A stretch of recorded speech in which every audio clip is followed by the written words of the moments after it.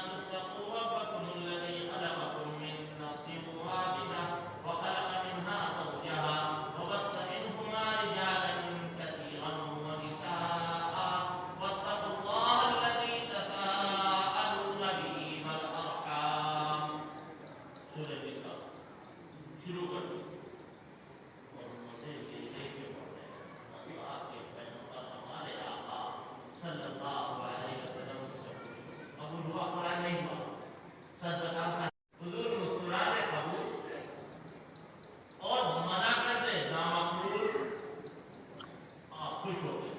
پڑھتے پڑھتے جب یہاں تک پہنچے فَكَيْفَ إِذَا جِئْنَا بِشَهِيدٍ وَجِئْنَا بِكَ عَلَى هَؤُلَاءِ شَهِيدًا. قریب قریب آدھا پار پڑھا اور جب یہاں پہنچے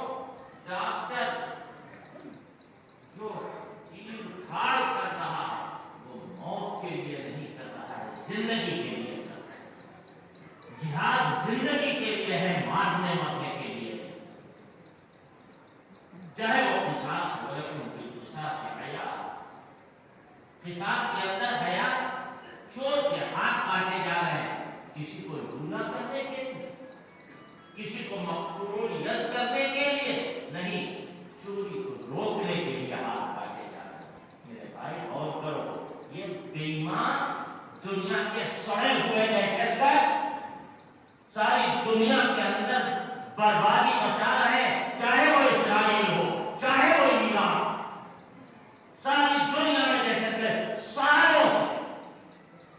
سالوں سے ملک شام کو تباہ و برباد کرنے کے لیے ایران سرگرم ہے۔ پھر بھی یہاں کے کچھ لوگ دعویٰ کریں سعودی عرب دنیا کا بہترین ملک ہے، آپ جیسے سیکولروں کو کچھ نہ دکھائی دے گا برابر کیا، کچھ نہیں نظر آئے۔ میں یہ کہہ رہا کہ روزہ بھی فرض ہے، جہاد بھی فرض ہے، نماز بھی فرض ہے، اور زکوٰۃ بھی فرض ہے، اور قرآن مجید بھی فرض ہے۔ اچھا زکوٰۃ کیسے دی جاتی ہے؟ زکوٰۃ کیسے دی جاتی ہے؟ تو جائیے پہلے 3 مرتبہ قل اللہ پڑھنے تو زکوٰۃ دیں، تو کہتا ہے حج کی نیت کیسے کی جاتی ہے؟ احرام باندھنے کے بعد 2 رکعت پڑھ لی، اب وہ نیت کر رہے ہیں کہ اللہ ہم حج کا ارادہ کرتے ہیں، اس کو ہمارے لیے آسان فرما دے، اس کو قبول فرما دے۔ یہ نیت کی آپ کی اللہ کی مجھے ہے، یہ نیت کی اور اس پر فوراً لبیک پڑھ لی، ہو گئی حج کی نیت۔ قرآن کے لیے کیا حکم ہے؟ وَإِذَا قَرَأْتَ الْقُرْآنَ فَاسْتَعِذْ بِاللَّهِ مِنَ الشَّيْطَانِ الرَّجِيمِ۔ اے پیغمبر، جب آپ قرآن کی تلاوت کریں تو سب سے پہلے اعوذ باللہ۔ کوئی عبادت قرآن کے علاوہ ایسی نہیں ہے کہ جس کے شروع میں اعوذ باللہ پڑھنا ہو قرآن کے علاوہ۔ کیوں کہ شیطان سے حفاظت حج کی نہیں کریں، شیطان سے حفاظت زکوٰۃ کی نہیں کریں، شیطان سے حفاظت نماز کی نہیں کریں، بیاہ نہیں کریں۔ سب سے بڑی عبادت قرآن کی تلاوت ہے، اور سب سے زیادہ زور شیطان لگاتا ہے قرآن کی تلاوت کو ختم کرنے۔ یہ بات میں آپ سے بتا رہا ہوں پوری ذمہ داری کے ساتھ۔ نماز میں قرآن پڑھنا فرض، زکوٰۃ قرآن سے ثابت، حج قرآن سے ثابت ہے، روزہ قرآن سے ثابت ہے۔ قرآن مجید نہ ہوتا تو روزہ نہ معلوم ہوتا، قرآن مجید نہ ہوتا تو زکوٰۃ کا پتہ نہ چلتا، قرآن مجید نہ ہوتا تو حج کا پتہ نہ چلتا۔ قرآن پاک اصل ہے ہر ایک عبادت کے لیے، لہذا شیطان سے حفاظت، اور شیطان پورا زور مارے ہوئے، لہذا تم بھی پورا زور مارو، اعوذ باللہ سے بڑھ کے کوئی زور نہیں۔ میرے کہنے کا یہ مطلب نہیں ہے کہ کبھی اعوذ باللہ نہ پڑھی جائے، نہیں، اعوذ باللہ کو دعا سمجھ کر پڑھو، پہلے بسم اللہ پڑھو،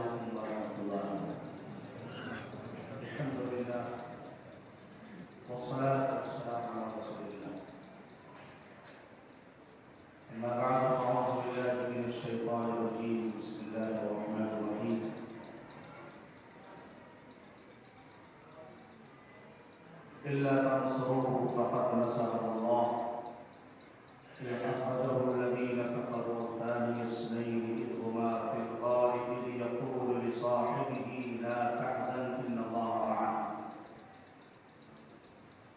وقال الله سبحانه عز وجل هو الذي يصلي عليكم وملائكته ليخرجكم من الظلمات إلى النور وكان بالمؤمنين رحيما.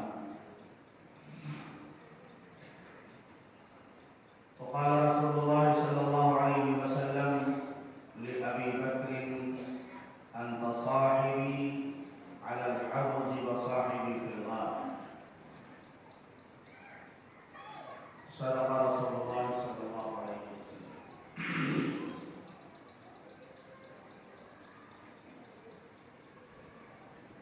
ہم تو صدیق کو واصل بخدا کہتے ہیں.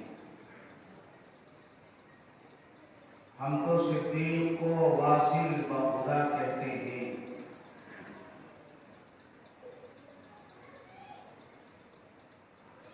جو خدا سے جدا ہے ان کو برا کہتے ہیں. سب انہیں پے کرے اخلاص و وفا کہتے ہیں. سب انہیں پے کرے اخلاص و وفا کہتے ہیں. ہم تو آئینہ محبوب خدا کہتے ہیں. ناطق شیر خدا، ناطق شیر خدا خارجی کہلاتا ہے. اور کیجیے گا شیر پر، ناطق شیر خدا خارجی کہلاتا ہے. ہے جو صدیق کا منکر اسے کیا کہتے ہیں؟ ہے جو صدیق کا منکر اسے کیا کہتے ہیں؟ جو بھلے ہیں وہ بھلوں پر نہیں کرتے تنقید. جو بھلے ہیں وہ بھلوں پر نہیں کرتے تنقید. جو برے ہیں وہی اچھوں کو برا کہتے ہیں.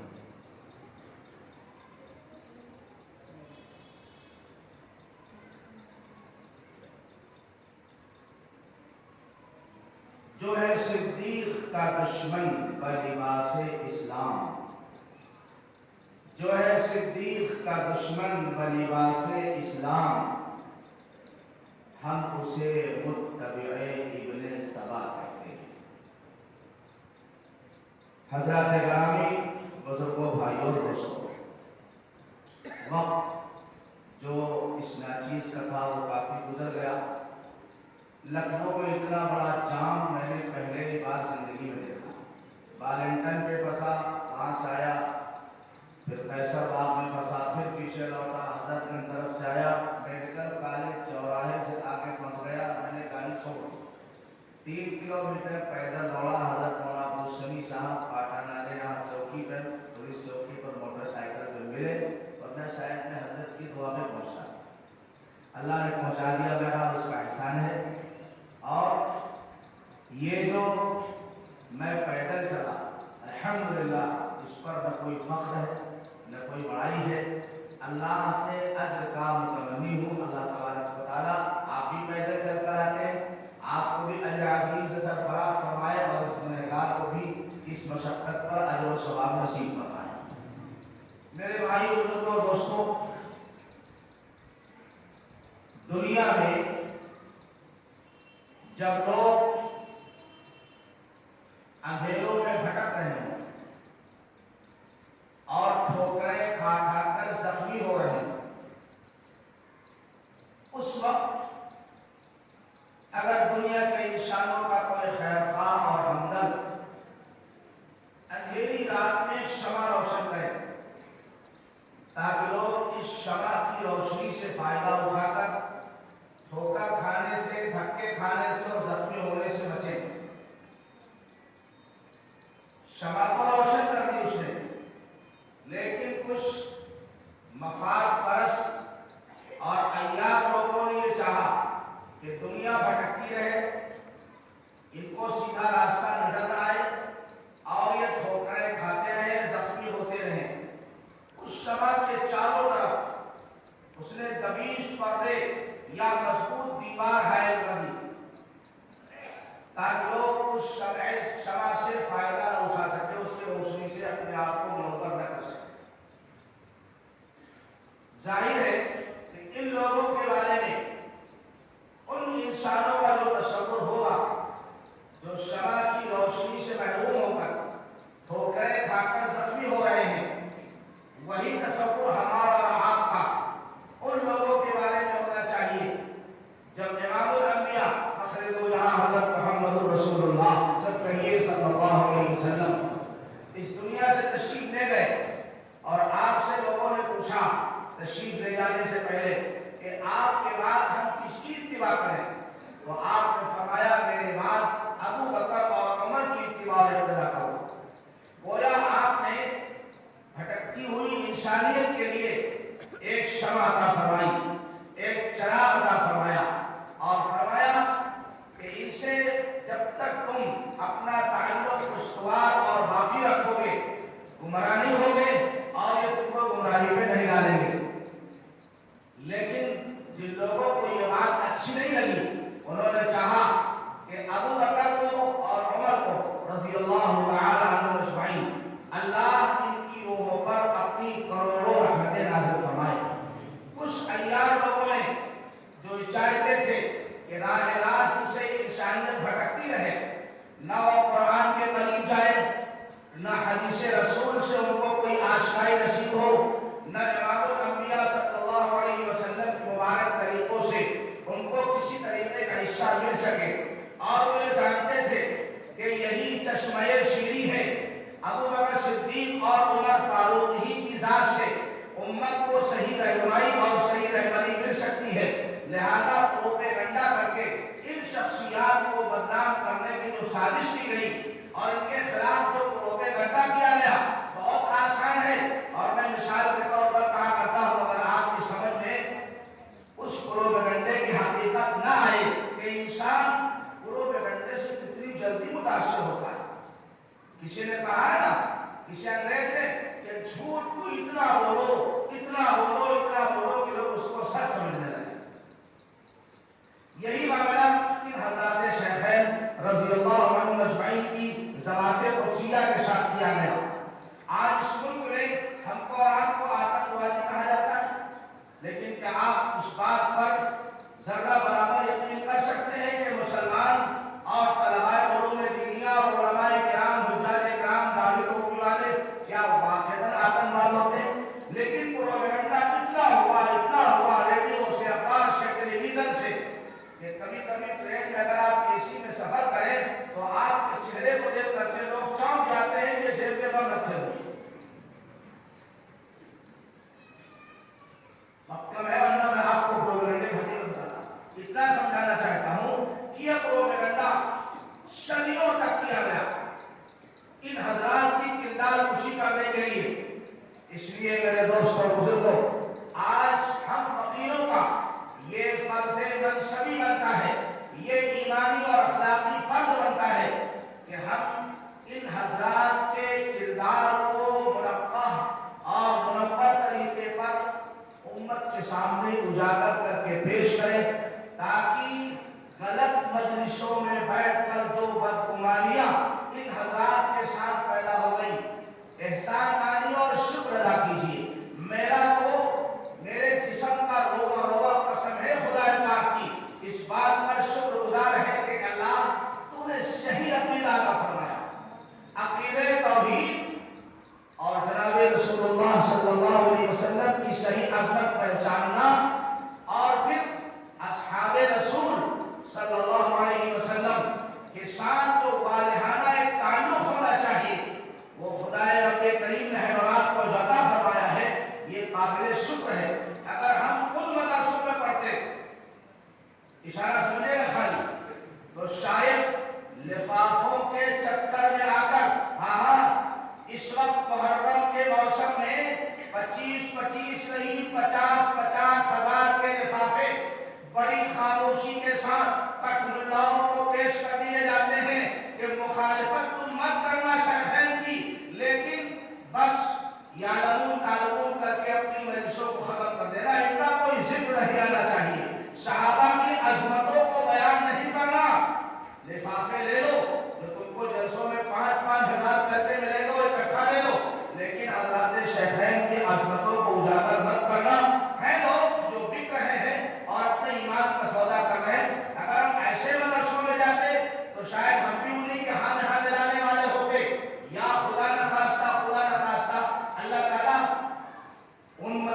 पहुंचा देता, जिनके मिजाजी में नक्द है, तनकीद है, बात बात पर ये मौजू है और ये कड़ी हुई है और ये फला है और ये ऐसी है और वैसी है, तो शायद हम साहब किराम रज़ियल्लाहु ताला अलैहि के बारे में कोई अच्छा ख्याल न पैदा कर सकते थे।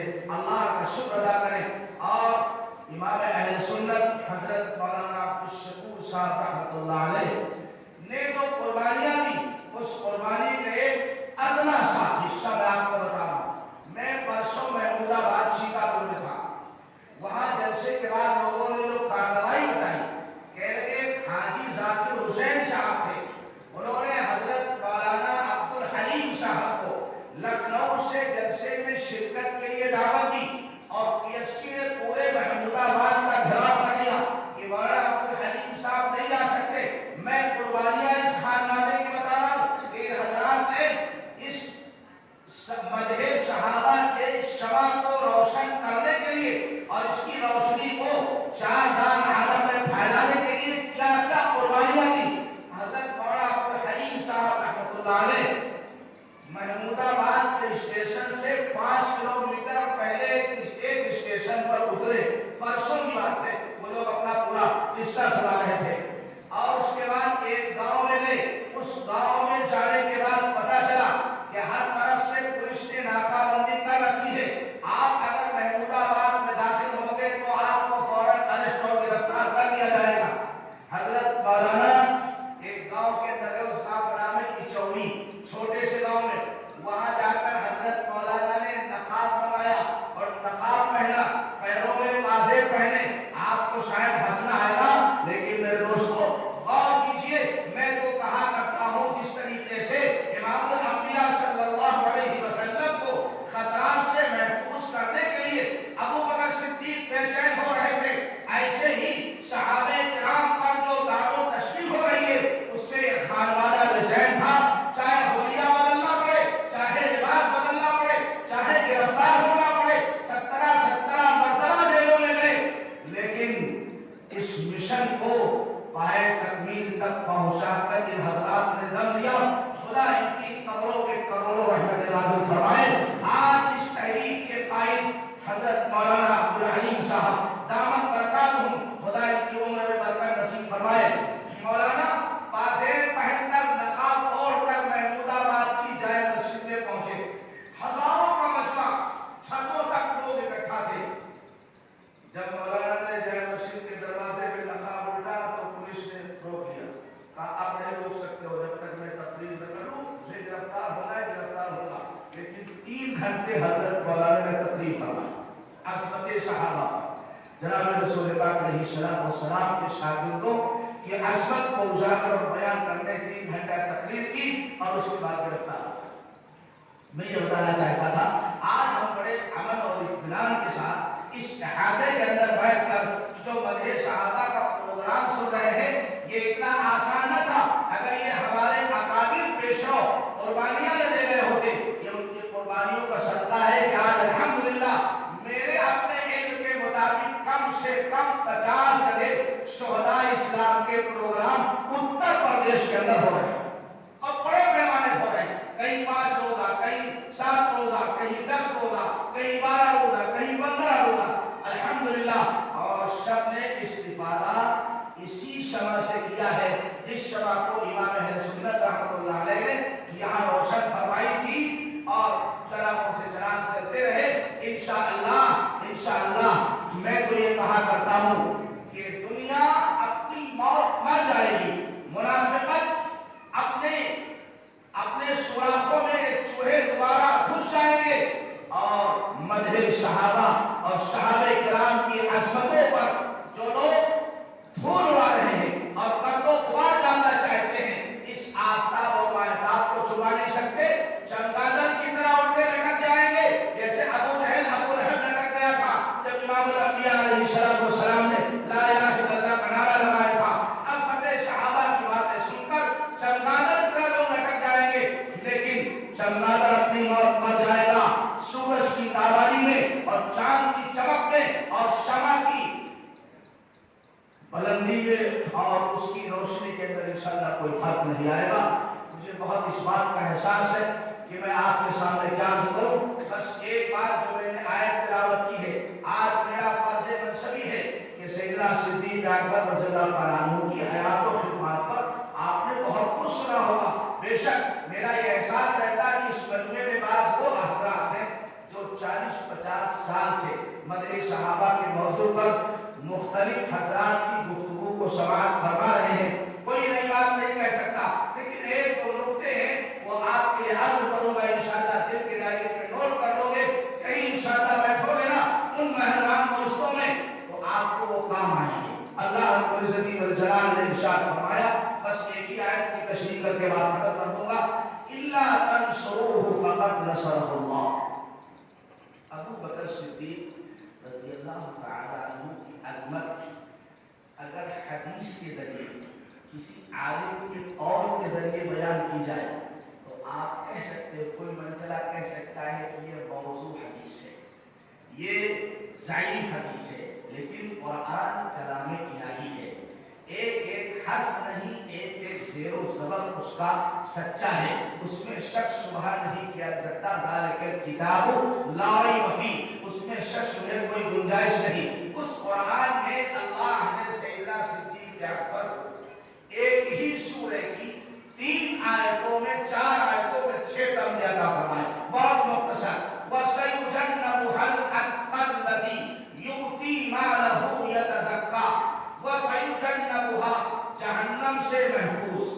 ایک ساتھ کی فکر، علامہ ابن جوزی رحمۃ اللہ علیہ نے لکھا ہے کہ تمام جمہور مفسرین کا اس پر اتفاق ہے کہ یہ آیات حضرت سیدنا صدیق اکبر رضی اللہ تعالیٰ عنہ کی شان میں نازل ہوئی اور آپ کی فضیلت اور عظمت کو ظاہر کرنے کے لیے رب کائنات نے عرش بری سے ان آیات کو اٹھا کر قیامت تک آنے والی انسانیت کے لیے مشعل راہ کا فرما دی، فرمایا جہنم سے محفوظ، وَسَيُجَنَّبُهَا الْأَتْقَىٰ، بہت زیادہ متقی پرہیزگار، ایک متقی ہوتا ہے، ایک اتقیٰ ہوتا ہے، ایک اتقیٰ ہوتا ہے۔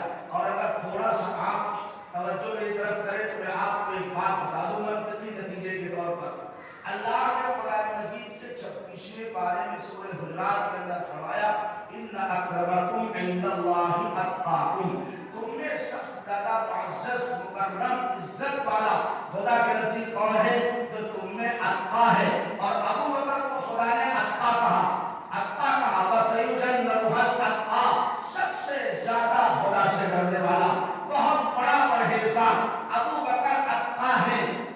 اب ذرا آپ سورہ پورا میں آئیے، ابو بکر اتقاکم، ابو بکر اتقاکم، وَكُلُّ أَتْقَاكُمْ أَقْرَبُكُمْ عِنْدَ اللَّهِ فَأَبُو بَكْرٍ أَكْرَمُكُمْ عِنْدَ اللَّهِ، ابو بکر اتقا ہے اور جو سب سے زیادہ بڑا متقی ہو وہ اللہ کے نزدیک سب سے زیادہ عزت والا ہے۔ نتیجہ کیا نکلا؟ ابو بکر خدا کی نگاہ میں سب سے زیادہ عزت والے ہیں۔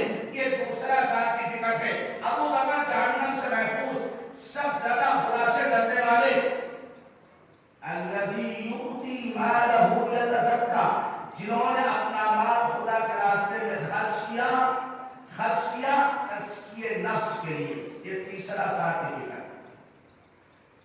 وَمَا لِأَحَدٍ عِندَهُ مِن نِعْمَةٍ تُجْزَىٰ، اللہ اکبر، کیا بات خدا نے بتا دی، فرمایا ابو بکر اس خرچ کرنے میں کسی کے زیر بار احسان نہیں ہے، کسی کا احسان نہیں ہے کہ اس کے احسان کے بدلے میں ابو بکر صدیق خرچ کر رہے ہوں۔ پھر کیوں خرچ کر رہے ہیں؟ إِلَّا ابْتِغَاءَ وَجْهِ رَبِّهِ الْأَعْلَىٰ، صرف رب کائنات کو راضی کرنے کے لیے یہ 5 تمغات خدا نے ان آیات میں ابو بکر کو عطا فرمائے۔ اور اس کے بعد خدا نے انتہا فرما دی، فرمایا وَلَسَوْفَ يَرْضَىٰ، ابو بکر جس طریقے سے میں نے اپنے محبوب نبی حضرت محمد مصطفیٰ صلی اللہ علیہ وسلم کے لیے سورہ والضحیٰ کے اندر فرمایا وَلَسَوْفَ يُعْطِيكَ رَبُّكَ فَتَرْضَىٰ، میرے محبوب میں آپ کو اتنا دوں گا، اتنا نوازوں گا کہ قیامت کے دن آپ خوش ہو جائیں گے، آپ راضی اور خوش ہو جائیں گے۔ تھوڑی سی تبدیلی کے ساتھ خدا نے یہی رضا کا خوشنودی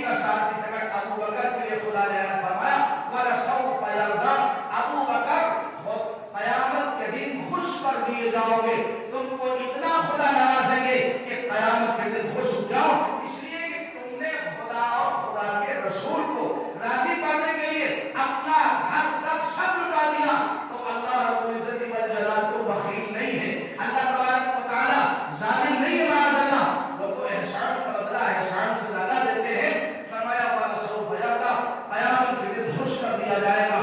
یہ 6 سرٹیفکیٹ ہیں جو صدیق اکبر کو خدا قدوس نے قرآن مجید کی سورہ اللیل کے اندر عطا فرمائے۔ اب دوسری آیت الا تنصروا فقد نصرہ اللہ، اللہ رب العزت فرماتے ہیں کہ اگر تم میرے محبوب کی آج مدد نہیں کرو گے تو کوئی پرواہ نہیں، فقط نصرہ اللہ، اللہ اپنے محبوب کی مدد اس وقت کر چکا ہے اذ اخرجہ الذین کفروا، جب کافروں نے حضرت محمد صلی اللہ علیہ وسلم کو ان کے گھر سے نکالا، مکے سے نکالا اور مدینہ طیبہ جانے پہ مجبور کیا، ہجرت پر کرنے پر آپ مجبور ہوئے۔ اللہ فرماتا اس وقت خدا مدد کر چکا ہے۔ اگلی بات سنیں، اس اخرجہ الذین کفروا ثانی اثنین، نبی کون تھے؟ دو کے دوسرے تھے، دو کے دوسرے تھے۔ اللہ نے 3 کا تذکرہ نہیں فرمایا، پاک پنجتن کا تذکرہ نہیں فرمایا، معاف کیجیے مجھے۔ ہاں ثانی اثنین، 2 کا دوسرا، ایک ابو بکر اور ایک حضرت محمد مصطفیٰ صلی اللہ علیہ وسلم۔ اذ ہما فی اللہ ثانی اثنین، 2 کا دوسرا۔ ذرا آپ تھوڑا سا اپنی توجہات کو میری بات کی طرف مبذول کریں۔ میں آپ کو بتانا چاہتا ہوں، آپ اس دنیا میں امام الانبیاء صلی اللہ علیہ وسلم کی پوری زندگی کا جائزہ لیجئے تو آپ کو نظر آئے گا ہر مقام پر اول نمبر پر نبی ہے اور دوسرے نمبر پر صدیق ہے۔ ایمان لانے میں اللہ کی طرف سے عطا کی ہوئی نبوت پر یقین کرنے میں اول نمبر پر نبی، دوسرے نمبر پر صدیق۔ فاران کی چوکیوں پر اول نمبر پہ نبی، دوسرے نمبر پر صدیق۔ بدر کے میدان میں اول نبی، دوسرے نمبر پر صدیق۔ احد کے میدان میں اول نبی، دوسرے صدیق۔ تبلیغ کے میدان میں اول نبی اور دوسرے صدیق۔ اخلاق اور کردار میں اول نبی، دوسرے صدیق۔ اعتماد اور اعتبار میں اول نمبر پر نبی اور دوسرے نمبر پر صدیق۔ اور قبر و مزار میں اول نمبر پہ نبی، دوسرے نمبر پر صدیق۔ لیکن ذرا ٹھہر جاؤ، ساری نبی کی زندگی میں یہ ترتیب نظر آ رہی ہے، اول نمبر پہ حضرت محمد مصطفیٰ صلی اللہ علیہ وسلم ہے اور دوسرے نمبر پر نبی کا محبوب صاحب یا امام ابو بکر صدیق نظر آتے ہیں۔ لیکن جب غار ثور پہ پہنچے تو لائن بدل گئی، ترتیب بدل گئی۔ غار ثور میں پہلے نبی نہیں تشریف لے گئے، پہلے صدیق تشریف لے گئے۔ کیوں بھائی لائن کیوں بدل گئی؟ یہاں ترتیب کیوں بدل گئی؟ ہر میدان میں اول نبی ہے، سیکنڈ صدیق ہے، لیکن جب غار ثور کا معاملہ آیا تو اول نمبر پر صدیق ہے غار کے اندر اور دوسرے نمبر پر حضرت محمد مصطفیٰ صلی اللہ علیہ وسلم ہے۔ ایک نکتہ عرض کر رہا ہوں، دلتگاری میں نوٹ کیجیے گا انشاءاللہ، اور اس سے جو نتیجہ بتاؤں گا اس سے انشاءاللہ آپ کو فائدہ ہوگا۔ اول نمبر پر صدیق، دوسرے نمبر پر حضرت محمد مصطفیٰ علیہ السلام۔ کیا وجہ ہے؟ یہاں ترتیب کیوں بدل گئی؟ وجہ یہ ہے اس فقیر کو کہنے کا اجازت ہے کہ جہاں سکھ کا مقام تھا، جہاں چین تھا، جہاں آرام تھا، جہاں امن تھا، جہاں شانتی تھی، وہاں اول نمبر پر امام الانبیاء نظر آ رہے ہیں اور پیچھے سے ابو بکر صدیق نظر آ رہے ہیں۔ روغن بازار کے فالودے کا نمبر بنایا ہے، ابو بکر صدیق نے پہلے دسترخوان پہ ہاتھ نہیں بڑھایا۔ اگر دودھ پینے کا نمبر آیا ہے تو صدیق اکبر نے پہلے ہاتھ نہیں بڑھایا ہے۔ جہاں امن اور آشتی کا معاملہ تھا، سکون اور چین کا معاملہ تھا، وہاں نبی پہلے ہیں، نبی آگے ہیں، صدیق پیچھے ہے۔ لیکن جہاں خوف ہے، خطرہ ہے، ڈر ہے، سانپ ڈس لے گا، بچھو کاٹ دے گا، دشمن ہلاک کر دے گا، وہاں آگے ابو بکر صدیق ہے اور پیچھے حضرت محمد رسول اللہ علیہ السلام ہے۔ ایک بزرگ نے، ایک عارف نے بڑی عجیب بات کہی، فرمایا کہ اللہ کے نبی علیہ السلام کے کار میں بعد میں تشریف لے جانے اور ابو بکر صدیق کے پہلے داخل ہونے میں ایک دلیل ہے، حجت ہے۔ فرمایا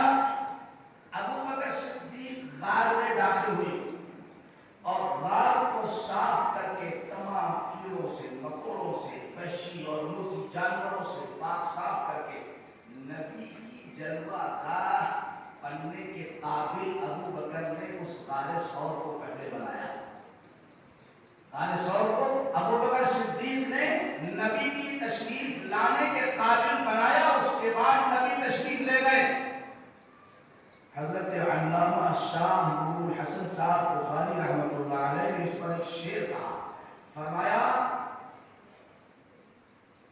सिद्दीक यारो यावरे महबूबे किरदिगार, सिद्दीक यारो यावरे महबूबे किरदिगार, वो साहिबे रसूल है फिल गारी वल मज़ार, वो साहिबे रसूल है फिल गारी वल मज़ार। सिद्दीक पेशतर हुए दाखिल जो बार में, दलील बता रहा हूं, सिद्दीक पेशतर हुए दाखिल जो बार में, इसमें ये है दलील क़य्यिमो बुरहाने शाहकार। किस बात की दलील है? जब तक सिद्दीक जब तलक न किसी दिल में आएंगे, सिद्दीक जब तलक न किसी दिल में आएंगे, उस दिल में आएंगे ना नबूवत के दास्तान। दिल में निफाक है, हसद है, बुग़्ज़ है, नफरत है, इर्तिदाद है, इस्लाम की दुश्मनी है। इन तमाम बातों को साफ करने के लिए पहले अबू बकर सिद्दीक को दिल में दाखिल करना पड़ेगा। दिल के निहा खाने में जब तक अबू बकर सिद्दीक की मोहब्बत नहीं आएगी, हज़रत मोहम्मद सल्लल्लाहु अलैहि वसल्लम की मोहब्बत के जानने के काबिल तेरा दिल बन ही नहीं सकता। इसलिए है ये दलील, है ये दलील क़य्यिमो बुरहाने शाहकार। सिद्दीक जब तलक न किसी दिल में आएंगे, उस दिल में आएंगे न नबूवत के दास्तान। हजरत मोहम्मद सल्लल्लाहु अलैहि वसल्लम की मोहब्बत का अगर कोई गुण गाता है और नारे लगाता है, वो झूठा है। अगर सिद्दीक अकबर से नफरत कर रहा है, अबू बकर सिद्दीक से उसको बुग़्ज़ है, कसम है खुदाए पाक की, इस अर्श और फर्श और सारी कायनात के बनाने वाले रब के कायनात की कसम है, वो अपने दावे में झूठा है। जब तक अबू बकर सिद्दीक की मोहब्बत अज़रत किसी इंसान के क़ल्ब और जिगर की गहराइयों में नहीं आएगी, उस वक्त तक हज़रत मुहम्मद रसूलुल्लाह सल्लल्लाहु अलैहि वसल्लम की मोहब्बत आ ही नहीं सकती। फरमाया इस हुआ फिल गार इस यक़ूलु लिसाहिबिही ला तहज़न इन्नल्लाह मअना।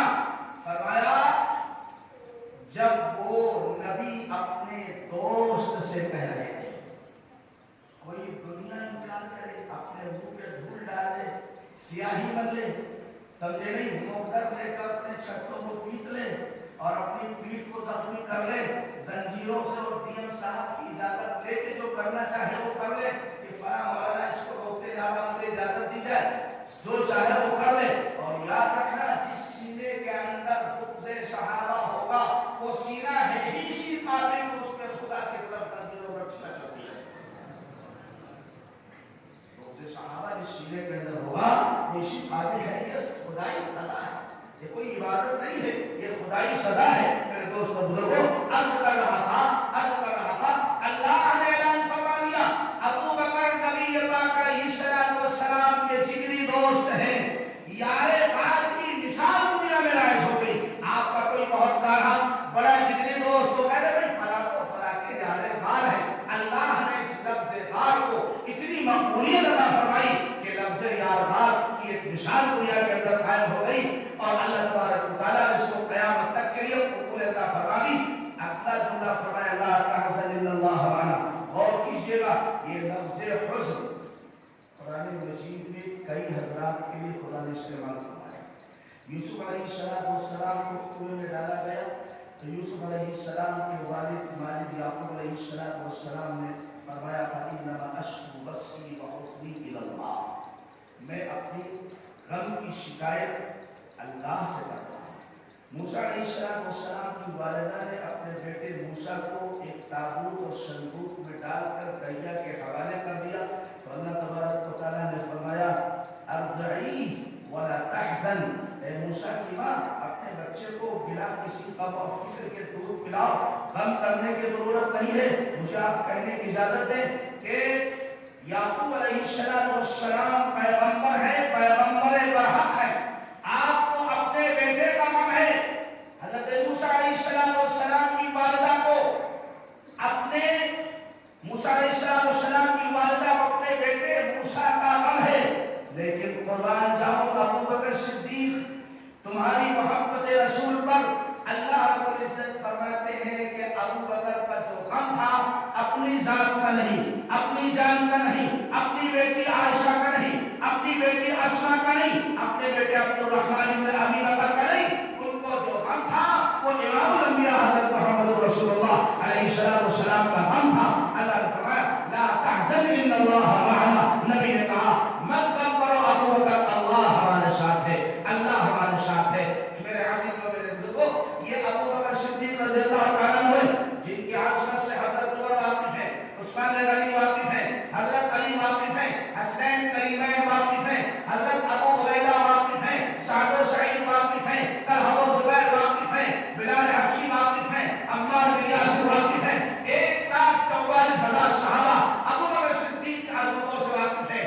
اسی عظمت کا یہ سلہ تھا جب سیدہ فاطمہ شہزادی جنت، نبی کی لحظ جگر، حسنین کریمین کی امی جان اور حضرت علی کے زوج مطہرہ کا انتقال ہوا اور صفحہ سیدھی ہو گئی، جنازہ لا کر رکھ دیا گیا، دنیا اپنا سر پیٹ لے، میں کہا کرتا ہوں کہ حضرت علی رضی اللہ تعالیٰ عنہ سے کہا گیا آپ نماز پڑھائیے، تو حضرت علی رضی اللہ تعالیٰ عنہ نے امیر المؤمنین، خلیفۃ المسلمین، تاجدار صدق و صفا حضرت ابو بکر صدیق رضی اللہ تعالیٰ عنہ کو ہاتھ پکڑا اور پکڑ کے فرمایا کہ جس مجمع میں ابو بکر جیسا شخص موجود ہو پھر کسی کو اجازت نہیں ہے کہ مصلی کو ان کے سامنے کھڑا ہو سکے۔ اور حضرت علی نے فرمایا میں نے بارہا نبی کے برحق کی زبان سے سنا کہ اس دنیا میں سورج انسانوں میں کسی افضل انسان پر نہیں طلوع ہوتا سوائے ابو بکر کے۔ ابو بکر دنیا کے سارے انسانوں سے بعد الانبیاء، جملہ یاد رکھیے گا، نبیوں کے بعد سب سے افضل، انسانیت کا سب سے اعلیٰ اور برتر اگر کوئی ذات ہے ابو بکر صدیق کی۔ اور حضرت علی نے ابو بکر صدیق رضی اللہ عنہ کا ہاتھ پکڑا اور کہا آپ فاطمہ کا جنازہ پڑھائیں گے۔ مجھے آپ بتائیے کہ حضرت علی کو اتنا مسئلہ نہیں معلوم تھا کہ مرتد آدمی نماز جنازہ پڑھائے گا تو میری بھی جنت میں جائے گی کہ جہنم میں جائے گی؟ اگر کوئی کافر نماز جنازہ پڑھائے گا تو بیوی کا حشر کیا ہوگا؟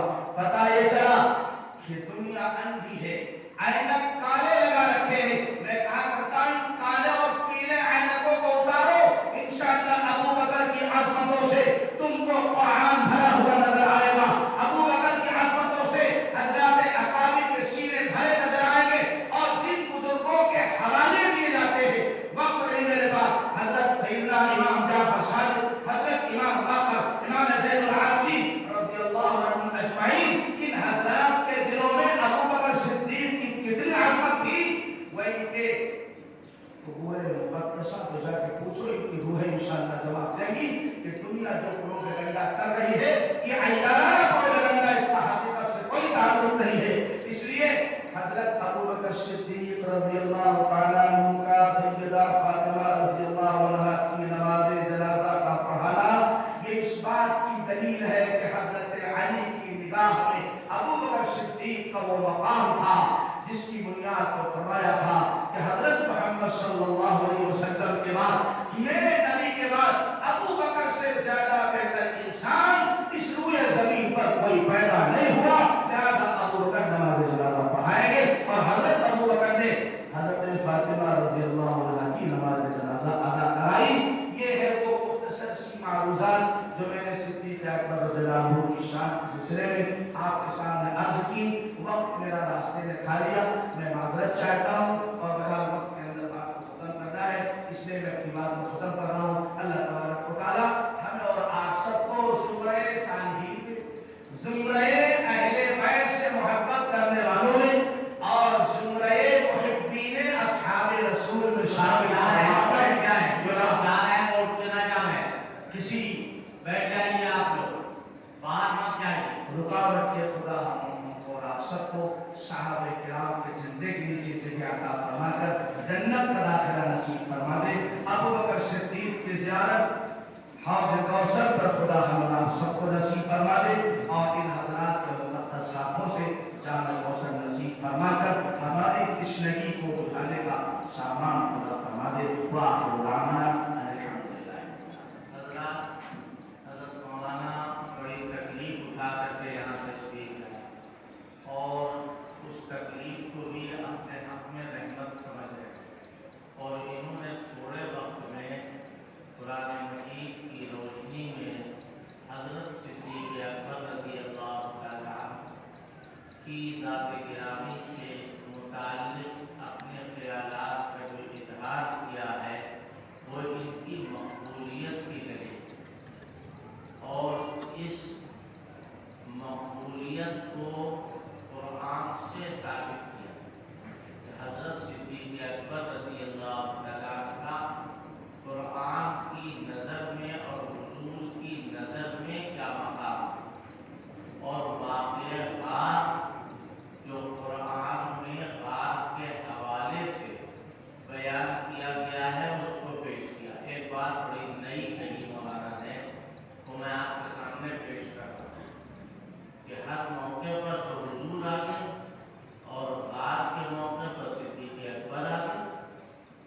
ये क्या मामला है और उसकी बहुत सारी इल्लतें बयान की मौलाना कि हम जाएंगे जाके सफाई करते हम जाएंगे आपको इस लायक करेंगे कि आप आए और आकर के बैठे कोई शुक्र ये बातें बिल्कुल सही हैं लेकिन एक बात मैं अपनी तरफ से कह रहा हूँ और वो भी हवाले से कह रहा हूँ और वो भी सिर्फ इस जिक्र में शामिल होने के लिए हज़रत सिद्दीक़ अकबर आगे इसलिए जा रहे हैं जो बातें मौलाना ने बयान की वो सब सही सब सच लेकिन आगे इसलिए भी जा रहे हैं कि अगर कोई दरिंदा बैठा हो और वो भूखा हो तो सिद्दीक़ अकबर को खा ले उसका पेट भर जाएगा कि पैगंबर पर हमला करता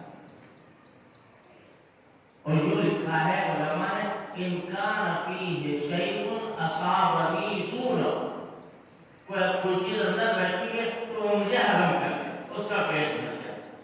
सिद्दीक़ अकबर के साथ हुजूर के साथ बड़ी निराली हाफिज़ शिराज़ी ने शेर कहा होगा उनके ज़हन में कोई मज़मून और क्या था मादर प्यार आग से उठे यार पी गए मादर प्यार आग से उठे यार पी गए ऐसे खबर दिलत शुरबे वदा है माँ हमने अबू बकर के प्याले में मोहम्मद रसूलुल्लाह को देखा अबू बकर के ज़र्फ़ में देखो आँख से आंसू गिरा कहाँ गिरा हुजूर के गाल पर हुजूर के रुखसार पर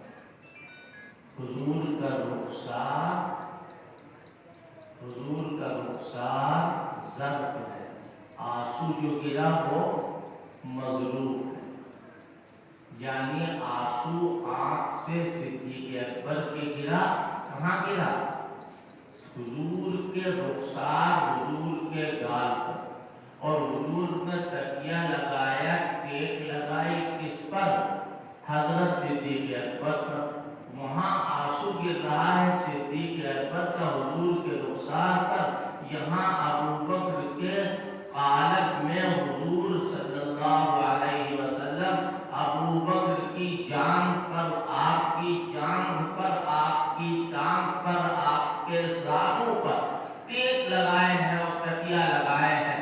लिहाजा अगर सिद्दीक़ अकबर के लिए कहा जाए दुनिया में तो सिर्फ उन्हीं के लिए ये सही होगी क्या मन तन सुदम तू मन तुझी मन जा सुदम तू तन तुझी ताकत न गोयत बात अभी मन दी गरम तू दी क्या अबू बकर कभी हुजूर के ऊपर है कभी हुजूर अबू बकर के ऊपर आंसू गिर रहा है तो हुजूर के ऊपर और याद रखो दुनिया में बहुत लोग रोए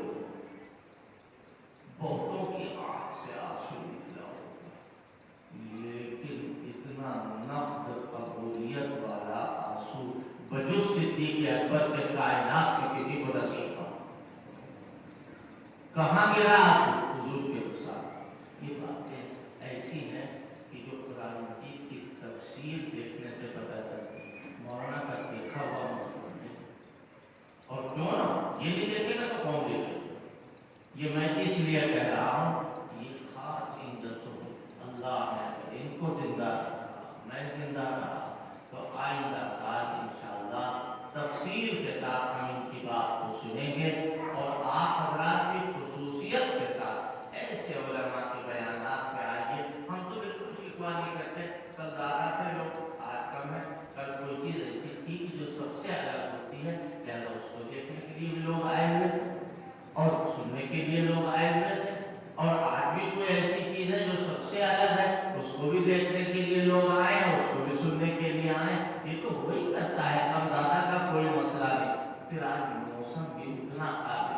भरोसा नहीं है जितना कल काबिल भरोसा था। इंशाअल्लाह इसकी कसर कल पूरी होगी या नहीं होगी? कल इंशाअल्लाह इसकी कसर पूरी होगी। और एक बात और कि जिस बच्चे के लिए आप लोगों ने दुआ की थी, अब्दुल बारी का बच्चा, माशाअल्लाह